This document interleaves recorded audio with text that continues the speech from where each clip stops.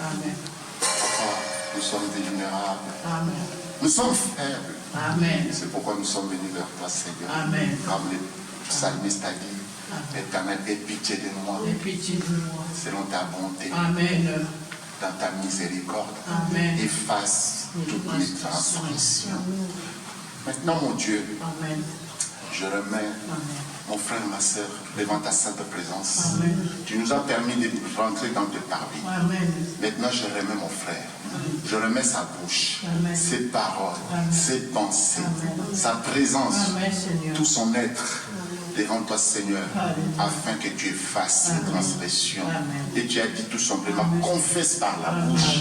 Et quand tu confesses, le pardon est devant toi, Amen. et le pardon est en toi, Amen. et le pardon commence à enlever tout ce qui est mauvais. Amen. Tu rentres même dans les sangs, là où il y a nos nerfs, là où on ne voit pas, Seigneur, Amen. nos péchés conscients ou inconscients, mon Dieu, mon Amen, roi. Seigneur. Toi, tu es là Amen. pour les effacer. C'est pourquoi je prierai à chacun de nous. Nous sommes pécheurs devant notre Seigneur. Amen. C'est pourquoi je demanderai à chacun de demander pardon. Amen.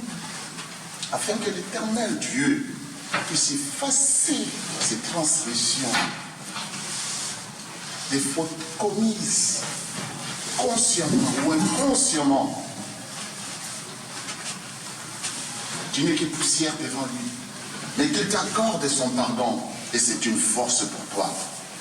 Tout ce que tu vas entreprendre, tu vas l'entreprendre avec force. Discerne quelle est la bonté du Seigneur.